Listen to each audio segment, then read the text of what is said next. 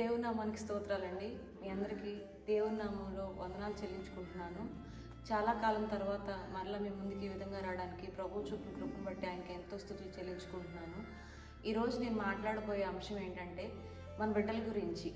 చాలామంది తల్లిదండ్రులు తమ బిడ్డల్ని మందిరానికి తీసుకురారు.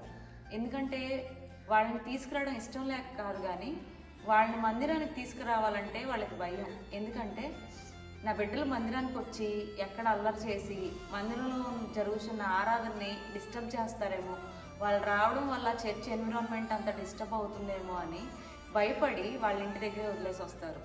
ఇలా చేసి నా ఆరాధన నేను మంచిగా చేసుకుంటున్నానులే, నా భక్తి నేను మంచిగా చేసుకుంటున్నానులే, నేను దేవునికి దగ్గర అవుతున్నానులే అని చెప్పి చాలా సంతోషపడుతూ ఉంటారు. తాత్కాలికంగా ఈ నిర్ణయం మీరు తీసుకోవడం ద్వారా మీరు అనుకుంటారు ఆరాధనకి ఏ లోటు లేకుండా, ఏ డిస్టర్బెన్స్ లేకుండా ప్రశాంతంగా జరిగిపోతుందిలే అని.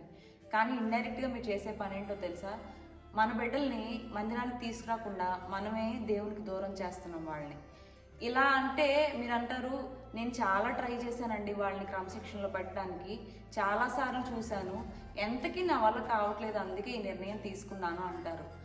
దేవుడు ఏం చెప్తున్నాడు? మన బిడ్డల్ని దేవుని దగ్గరికి తీసుకురమ్మని దేవుడు చెప్తున్నాడు. అవును, నాకు దేవుని దగ్గరికి నా బిడ్డలు తీసుకురావడం ఇష్టమే, కానీ వాళ్ళు అల్లరి చేస్తున్నారు కాబట్టి ఇంటి దగ్గర ఉంచుతాను అని కారణాలు చెప్తాం మనం. అయితే ఎన్నిసార్లు ఓర్పుగా మనం చెప్పుకుంటాం, ఎన్నిసార్లు వాళ్ళని దండించి ఉంటాం. కొన్నిసార్లు ట్రై చేసి ఇంకా చాలే, ఇంకా నా వల్ల కాదులే అని ఆపేస్తున్నాం మనం. కానీ తండ్రి అయిన దేవుడు మన విషయాల్లో ఎన్నిసార్లు ప్రయత్నిస్తూనే ఉన్నాడండి. మనం ఎన్నిసార్లు తప్పిపోయినా, ఎన్నిసార్లు త్రోవ తప్పి తిరిగినా, ఎన్నిసార్లు తొట్టిల్లిపోయినా సరే ఓపికతో ఓర్పుతో మనల్ని క్రమశిక్షణలో పెడుతూనే ఉన్నాడు కదా. ఆయన మనకు మాదిరి కాదా? మనం కూడా తండ్రి అయిన దేవుడు చేసినట్లే తల్లిదండ్రులుగా మనం కూడా మన బిడ్డల విషయంలో చెయ్యాలి కదా. అయితే మీరు అంటారు, చెప్పడానికి ఇది చాలా ఈజీ అండి, మా పిల్లలు ఎంత అల్లరి చేస్తారో మీకేం తెలుసు, మా పిల్లలు అందుకే మేము మందిరానికి తీసుకురావట్లేదు అంటారేమో. ఇక్కడ నా జీవితంలో జరిగిన ఒక ఉదాహరణని నేను మీకు చెప్పాలనుకుంటున్నాను. చిన్నతనంలో అందరూ అల్లరి చేసినట్లే మేము అల్లరి చేసేవాళ్ళం అండి. అయితే మా తల్లి ఏం చేసేదంటే, ఎన్నిసార్లు మేము అల్లరి చేసినా అన్నిసార్లు ఆమె క్రమశిక్షణలో పెట్టింది. ఎన్నిసార్లు మేము చర్చ్ ఎన్విరాన్మెంట్ని ఎంతగా డిస్టర్బ్ చేసినా సరే మా పక్కనే కూర్చుని మమ్మల్ని ఎప్పుడూ క్రమశిక్షణ అంటే తన చూపు ద్వారానో లేదంటే తను ఏదో ఒకటి చేసో మమ్మల్ని ఎప్పుడూ కామ్గా ఉంచడానికి ట్రై చేసేది.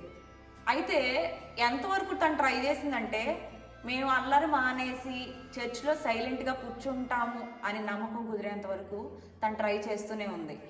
ఇంకొక విషయం, పిల్లలు ఏం వింటారులేండి వాక్యం, పిల్లలకి ఏం అర్థమైందిలేండి వాక్యం, ఎందుకు వాళ్ళని తీసుకొచ్చిన డిస్టర్బెన్స్, అనవసరంగా న్యూసెన్స్ వాళ్ళు క్రియేట్ చేస్తారే తప్ప వాళ్ళకి ఏం ఉపయోగం ఉంటుందో అనుకుంటారేమో.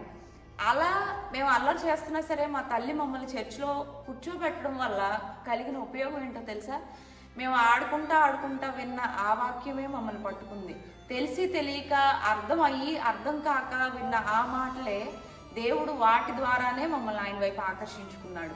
ఈరోజు మేము నిలబడ్డాం అంటే కారణం అప్పుడు మేము విన్న వాక్యమే మమ్మల్ని కూర్చోబెట్టి యేసయ్య నిజమైన రక్షకుడు, ఆయన నమ్ముకోవాలి, ఆయనకు ప్రార్థన చేయాలని మాకు ఎవరు నేర్పించలేదండి. చిన్నతనంలో మేము విన్న ఆ వాక్యమే మాలో నాటుకుపోయి, వాక్యంలో ఈ విధంగా ఉంది కదా, సామెతల గ్రంథంలో, బాలుడు నడవలసిన త్రోవను వానికి నేర్పము, వాడు పెద్దవాడైనప్పుడు దాని నుండి తొలగిపోడని దేవుడు ఏ మాటని వ్యర్థంగా రాయించలేదండి. అది మాకు ఇప్పుడు గుర్తొస్తుంది అనమాట. చిన్నతనంలో మా తల్లి అలా మమ్మల్ని క్రమశిక్షణలో పెట్టబట్టే కదా, అప్పుడు మేము విన్న ఆ వాక్యమే కదా ఇప్పుడు మమ్మల్ని నిలబెట్టింది, ఇప్పుడు మాలో నాటుకుపోయింది అని చెప్పి, ఎక్కడికి వెళ్ళినా సరే ఆ వాక్యమే కదా ఇప్పటికీ మనల్ని బలపరుస్తుంది అని చెప్పి గుర్తొస్తుంది. అంటే ఇప్పుడు మీకు అర్థమవుతుందా? ఇప్పుడు మనం చేసే ఈ చిన్న మిస్టేక్ వల్ల వాళ్ళు పెద్దవాళ్ళు అయిన తర్వాత దేవుళ్ళు వాళ్ళు నిలబడట్లేదేమో. పెద్ద అయిన తర్వాత అనుకుంటాము, నా బిడ్డలు చర్చికి ఎంత చెప్పినా రావట్లేదండి, ఎంత నేను ఫోర్స్ చేసినా వాళ్ళు దేవుని వైపు లొంగట్లేదండి అని. చిన్నతనంలో నువ్వే త్రోవ తప్పించి ఇప్పుడు పెద్ద అయిన తర్వాత బాధపడితే ఏం ఉపయోగం అండి?